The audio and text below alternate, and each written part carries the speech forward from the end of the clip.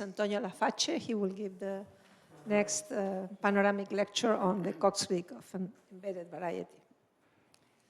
Thank you very much. Can you hear me? Yeah, thank you also for the invitation to be here. And luckily, okay, I can give the talk. I'm going to talk panoramically about Cox rings. And then I will focus on the Cox ring of an embedded variety. Embedded will mean in a monitoring space, but I'm going to introduce. So let's see if this works. So let me start with an example. This is a kind of very basic. You start with a projective space, P to the n. This is construction, P to the n is quotient of affine space minus the 0, and then with respect to the action of this torus, C star. And this is more or less the same construction applies to any toric variety. So you can use indeed this as a definition of a toric variety. A toric variety X is a quotient of a certain open subset of an affine space. So I'm not going to be very precise about these words, certain, which is invariant under the action of a quasi-torus. So this is torus, C star to R minus n, plus finite abelian group. The action is diagonal, so it's just multiplication, every variable by character of this. And what you have is the following. You can keep in mind this diagram that X hat is contained into the affine, then it contains the big torus, C star to the R. Then you do the quotient with respect to this group action. And since everything is diagonal, then you also have an action, a quotient on the torus, and then you get, this is easy exercise. You have H is a subgroup of C star to the R, then the quotient is still a torus. So in particular, you recover the classical definition of X as something which is acted by a torus and which admits an open orbit, which is the torus itself. Okay. Then the point is that usually the presentation, the definition of toric variety comes from downstairs with this torus action, and one wants to recover X hat. And this X hat can be recovered by means of Cox ring construction. Indeed, this is the basic work of David Cox, reconstructing X hat from the original. So this would be equivalent to reconstructing C to the n plus 1 minus 0 starting from Pn and the action of the torus. You just have the Pn defined in some way, and then you want to reconstruct. Okay, so let me introduce the basic objects. So from now on, X is going to be normal projective variety. The theory of Cox rings is really more general. You can do also for affine. You really need less conditions, but let's just stick to normal projective. Normal we need, but projective. Then W div of X is defined in another slide, sorry. This is Wahl divisors. No, it's written, be the group of Wahl divisors, and let's pick up one. Then we have this divisorial sheaf, which this is a Riemann-Roch sheaf. So you take a rational function, non-zero, such that the divisor of f plus d restricted to u is effective. And then you put again the 0. Okay. You can take several of these together and do the following. So choose a subgroup of the group of Wahl divisors. Then you can construct this sheaf of divisorial algebras. Why algebras? Because if you take F, which is in OXD over some open, G, which is in OXD prime, then when you do the product, it's an easy solved exercise to see that FG is in OXD plus D prime. Okay, so we have a multiplicative structure here. And basically, the idea in constructing the Cox ring is to keep such an object and then identifying sections which come from linearly equivalent divisors. So first of all, I need to introduce some other object, which already was in several of the talks, and the mini courses, then the quotient of Wahl divisors by principal divisors. So this is the divisor class group. Okay. Then we are going to make the following assumption, that the divisor class group is finitely generated. This is exactly the same as asking that the irregularity of the variety is 0. Under this assumption, I start again with the subgroup of Wahl divisors. It doesn't have to be finitely generated, this one, any. But we want these to map surjectively on the divisor class group. So for any class here, I want at least a representative here. Then I construct a sheaf of divisorial algebras, S, and I want to do this operation of taking quotient, of identifying sections which live in linearly equivalent divisors. Then what I do is I fix a homomorphism from the subgroup of principal divisors of K. So inside K, there will be some principal divisors. Then to each one of these, I want to associate its rational function. This is defined up to multiplication by a scalar. So I want to fix this scalar once and for all. And the way to do this is to fix such a homomorphism. So I fixed it in such a way that the divisor of chi of d is equal to d for any d. So the divisor of the rational function is the original d. Okay. So in this way, you are choosing these scalars in a coherent way. And then you can define an ideal sheaf of S, which is locally generated by elements of the form 1 minus this rational function, chi of d. Okay. Then the idea is to define the Cox sheaf and the Cox ring in the following way. So the Cox sheaf is a quotient of the sheaf of divisorial algebras by this ideal I, and the Cox ring is a ring of global sections. Okay. Notation, when R is finitely generated, then X is called a Maury-Drin space. So, well, something that to be said, of course, that the construction that I showed to you does not depend on the choice of K. There is no canonical choice for this K. The most canonical choice that you can imagine is to pick up a smooth point on the variety.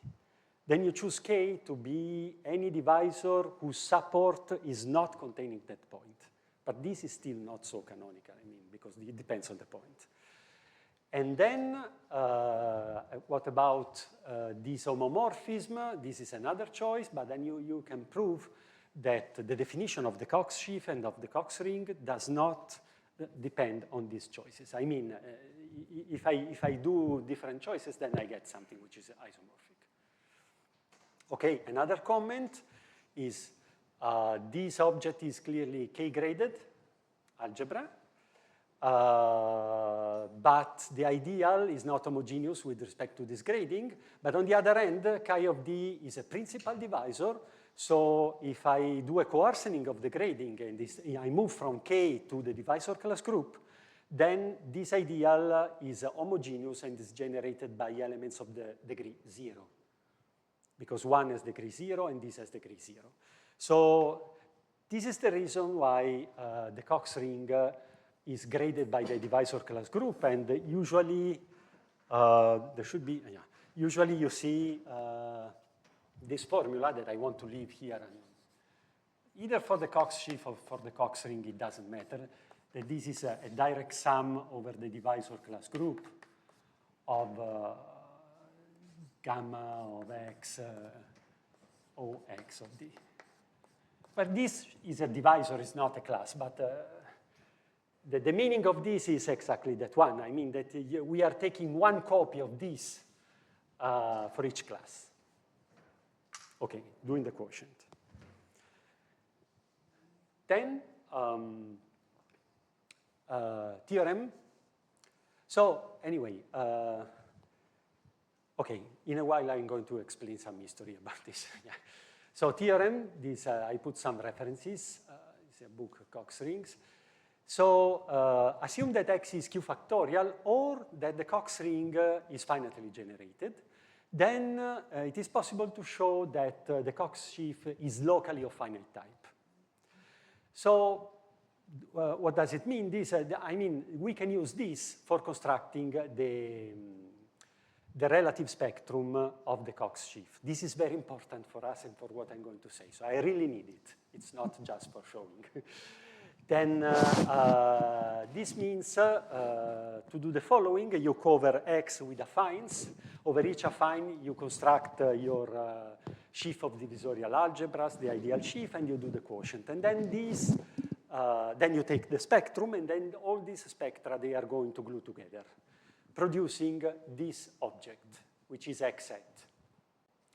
On the other hand, you have the spectrum of the Cox ring. This is a fine, not necessarily variety, because it could be that the Cox ring is not finitely generated. I call the scheme. It is a normal, but it could be non-Noetherian. Okay.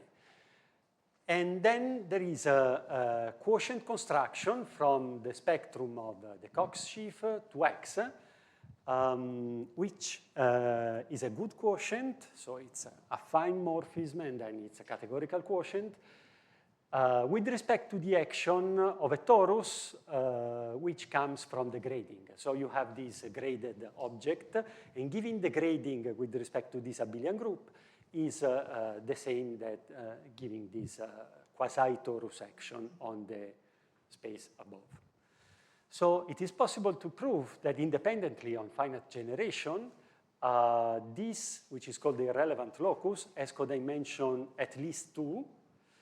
And the inclusion of this X set into this X bar with this locus of codimension basically comes from this footnote that I put here, from the fact that you can reconstruct sections of the sheaf of divisorial algebras over such type of open subsets as localization of sections of the Cox ring.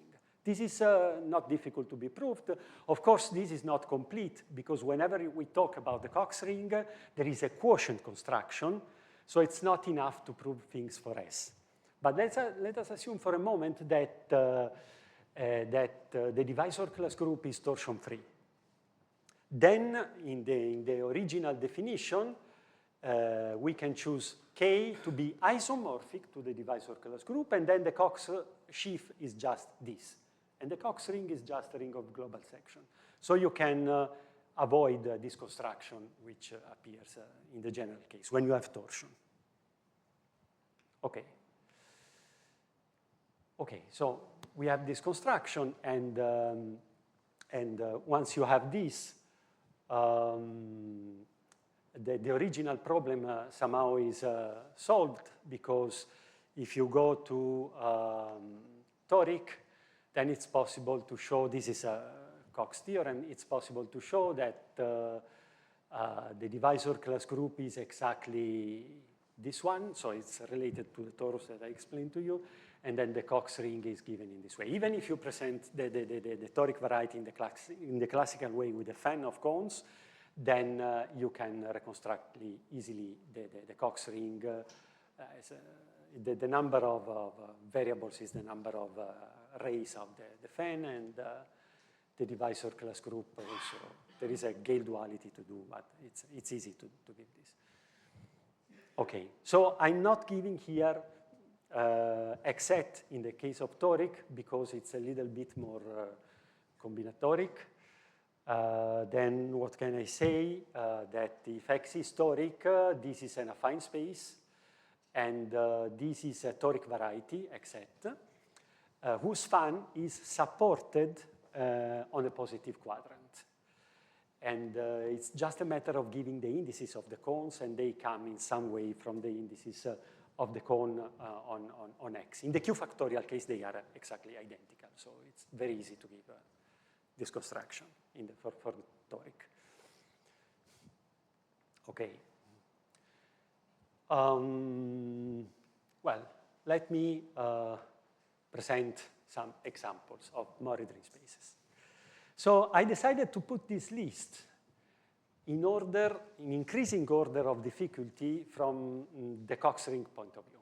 So we start with the easiest, I mean, with the toric varieties. This is the theorem by David Cox. Why they are the easiest? Because the Cox ring is just a polynomial ring, so no relations. Moreover, you can go back. So let's take a normal projective variety whose Cox ring is a polynomial ring. Then it is a toric variety. So you can go back.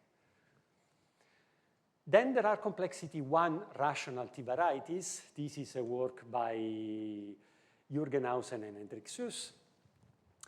And what they prove is that the Cox ring is a complete intersection.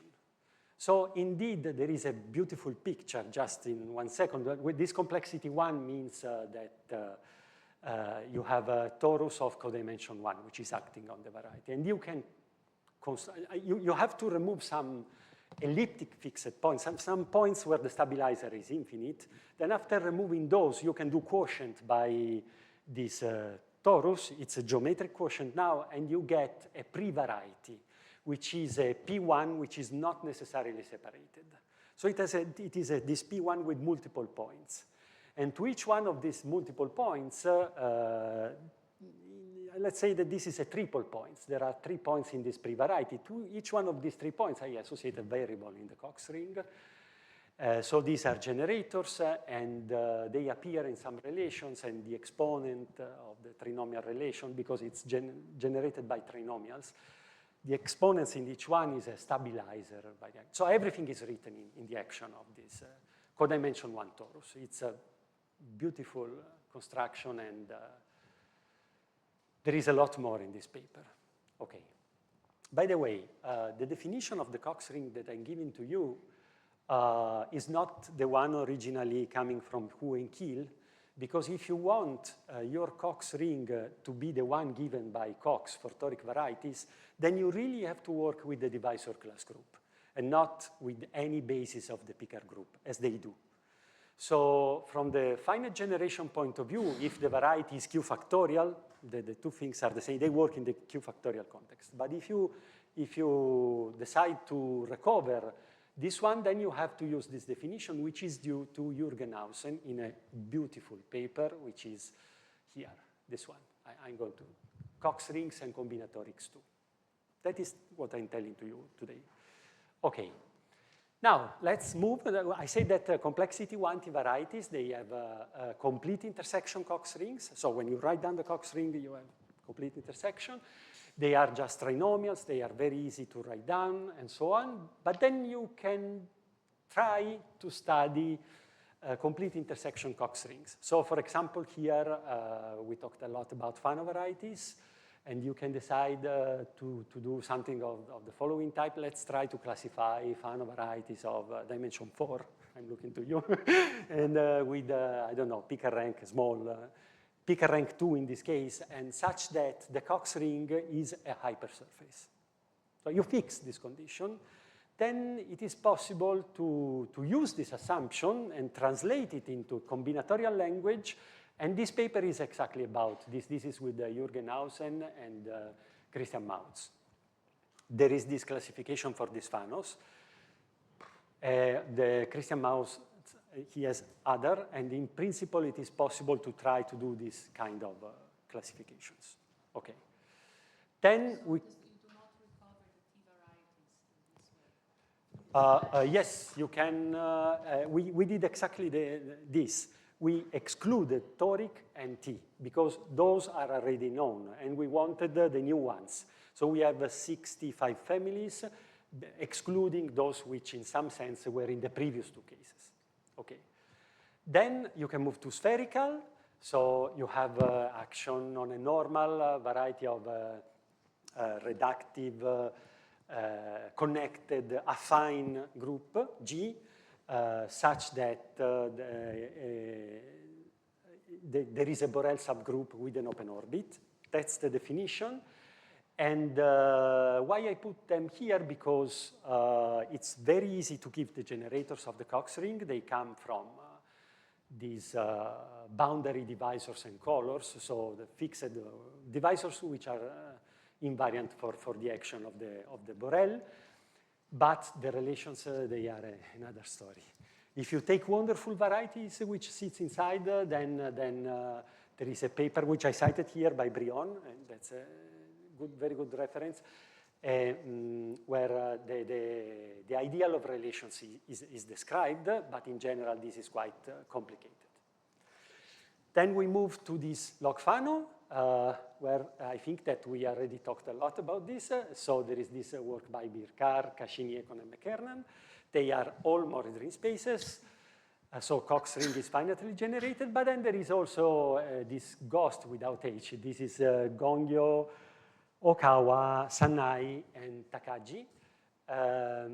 They proved that the variety is log Fano if and only if the spectrum of the Cox ring has at most log terminal singularities.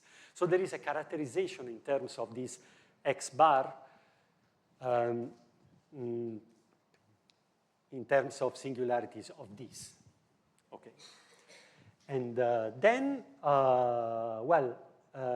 if we already want to compute Cox rings here, it's, we don't even know the Picard rank, I mean, so, yeah. This is unclear to me at this moment. I don't know. If spherical varieties are log Fano, all of them. So I don't know how these two interact. If someone knows and wants to say at the moment. I mean, the inclusions are only by difficulty of approaching the Cox ring. This I don't know. So then something which I know about this log Fano is the following.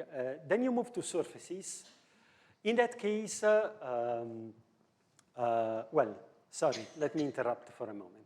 I completely forgot to say that even if the original definition of Hu and Kiel of the Cox ring is not the one that we are using here, they prove two things which are fundamental. One is they propose a geometric characterization for Morris ring spaces, and then they prove that something is a Morris ring space if and only if the Cox ring is finitely generated. Second, they show the following. In this construction, you have a torus action, so you have a natural variation of GIT. So you can change the irrelevant locus, let me say so, and this is going to produce another quotient, just by choosing a class inside the moving cone of X. So you have several possible quotients. On the other hand, there is this geometric concept of Mori chamber. And what they prove is that GIT chambers, they are the same as Mori chambers. So this is very deep theorem. And it's also very useful because allows one to make a translation from the geometric world to the combinatorial world in case you are capable of computing the Cox ring. That is one strong motivation for computing these Cox rings, that then you have everything in combinatorial terms. Okay. Okay, so moving to this, in the case of surfaces, there is no variation of GIT, so the Cox ring completely determines the surface, and then they are classified according to positivity of the anti-canonical class, where positivity, I mean non-negativity. It could be 0. So let me cite, here there are two papers, one with Michele and Jürgen on Cox ring of K3, in the case trivial canonical class, and here is another one by Tevelev, sorry, I read T and I thought about you, sorry, by Testa, Barilli, Velasco,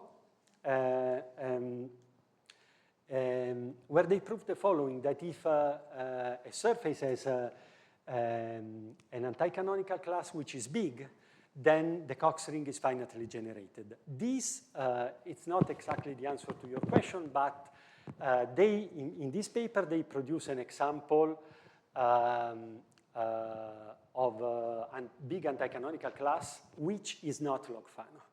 So we are really outside this one.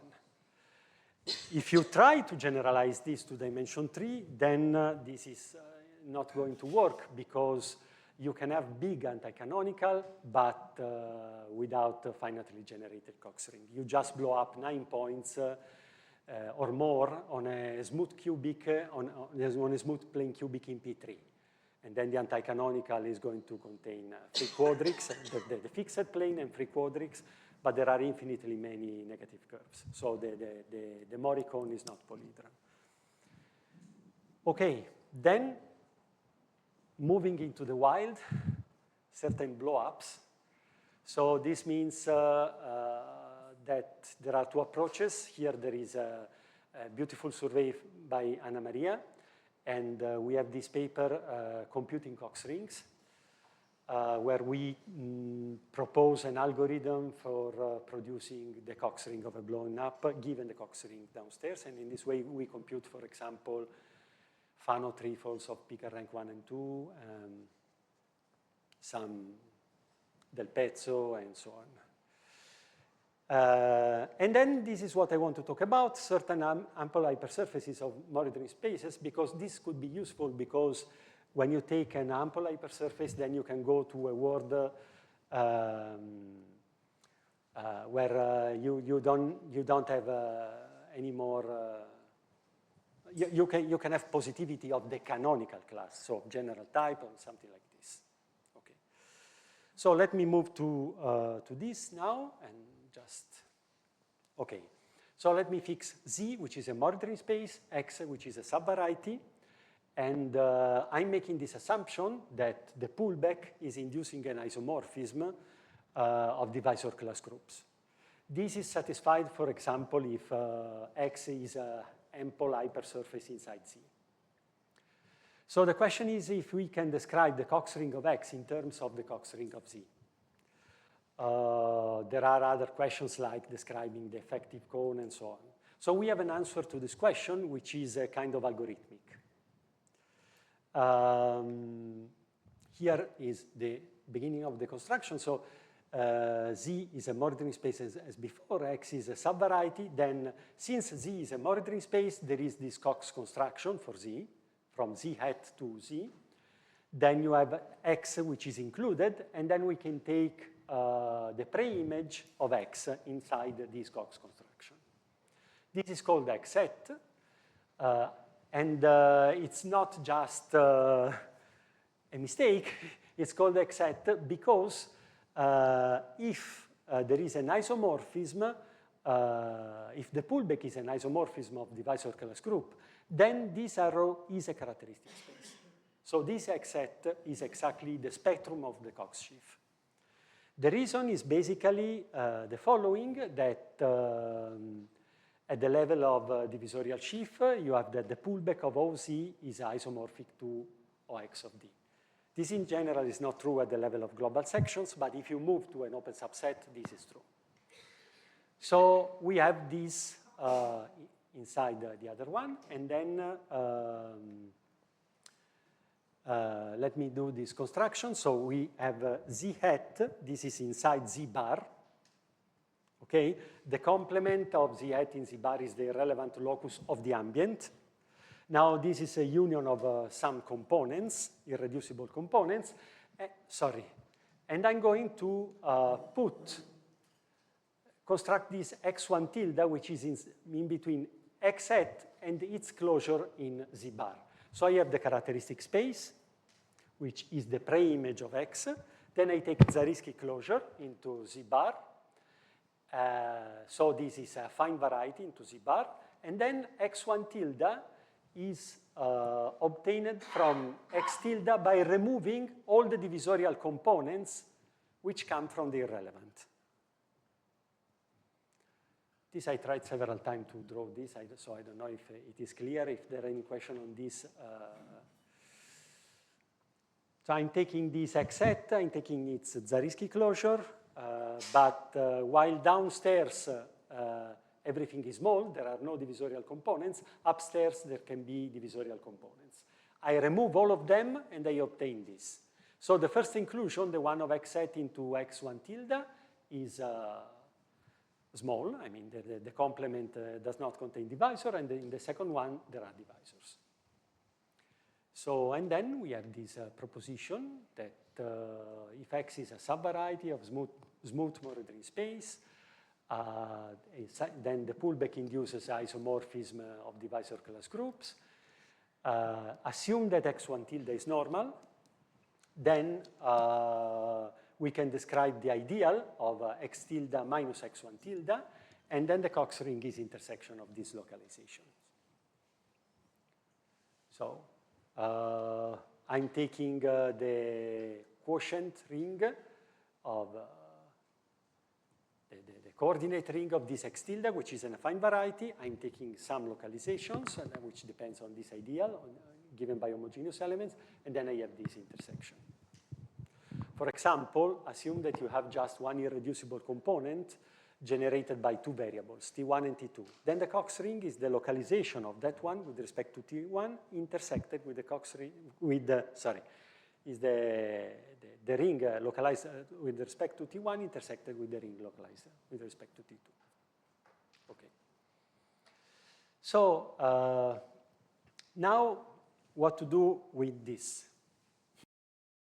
There is following question. Then I have this X embedded in Z. At the level of Cox ring, I have X tilde embedded in Z bar.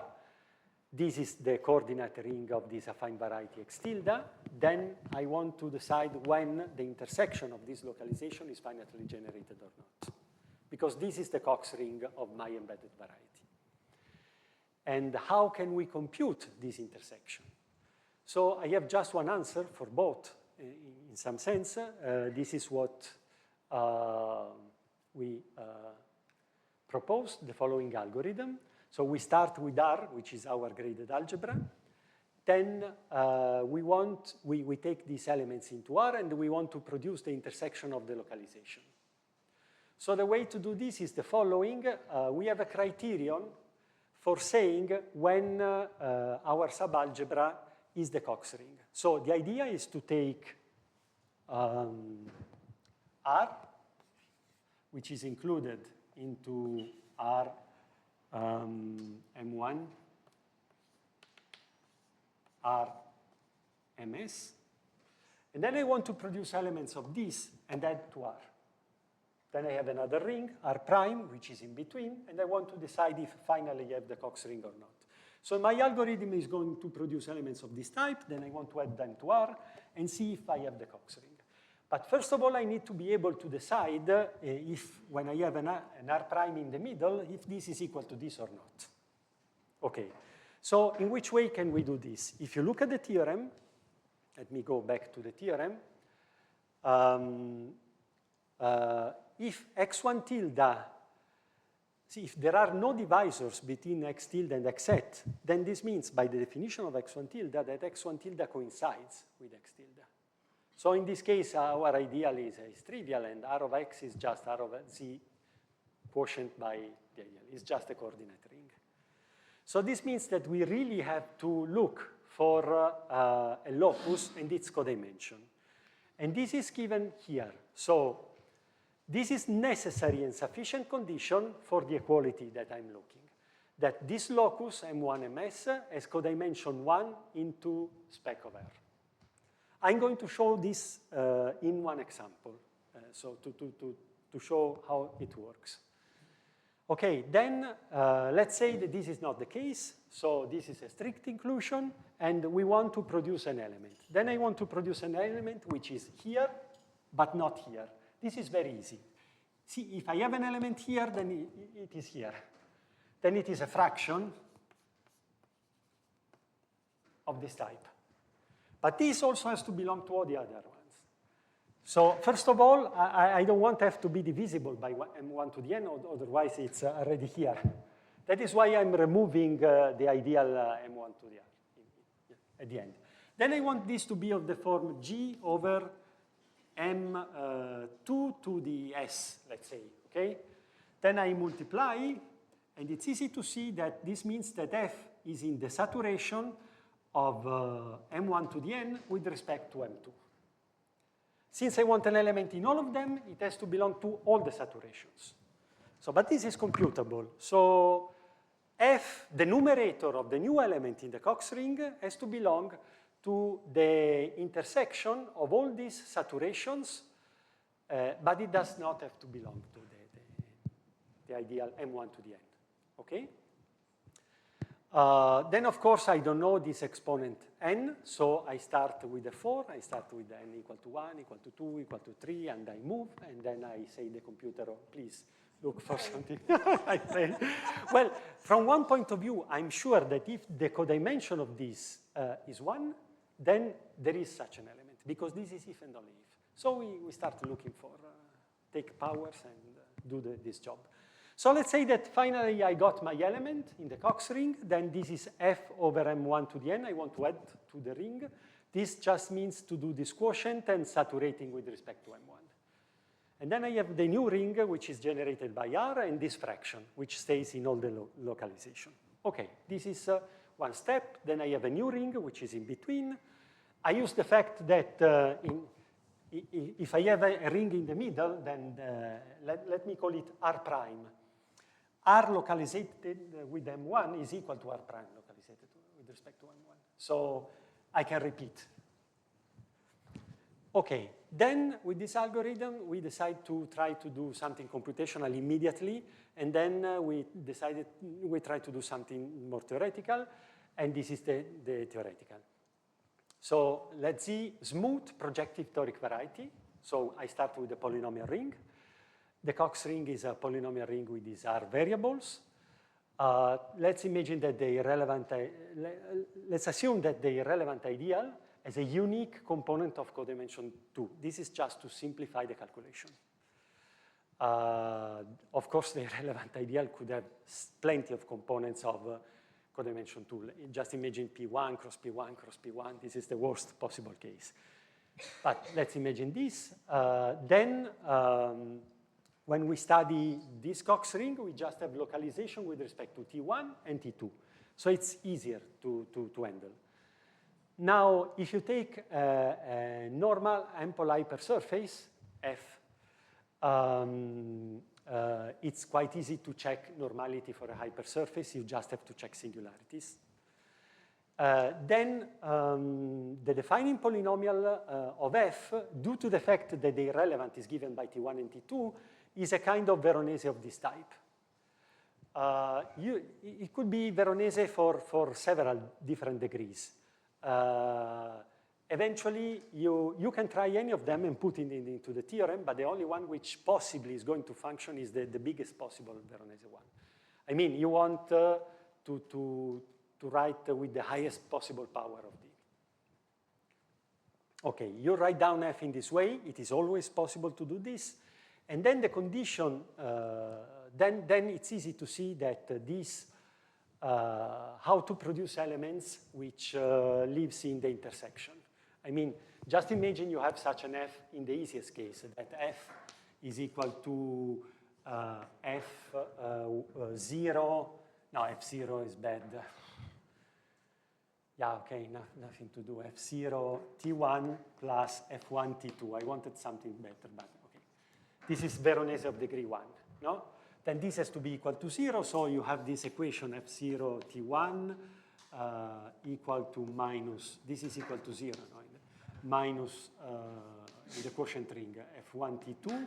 Then you can take fractions, we are in a domain, and then you have F0 over T2. This is equal to minus F1 over T1. And then you have your element, your new element in the Cox ring, because this fraction can be written in the two different ways. Okay? So you can play the same game with this Veronese. You take F0 to T1 to the D, and then you put all the other monomial on the other side.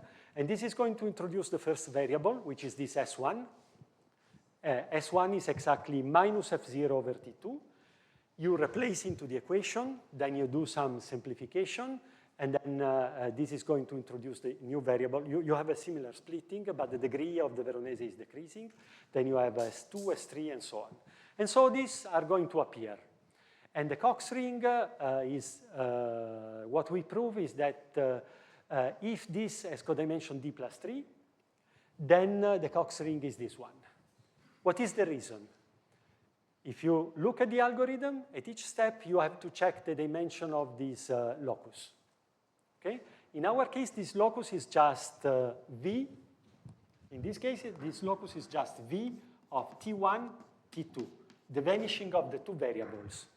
Now, let me say that I produced all these relations, but this algebraic manipulation put T1 and T2 equal to 0.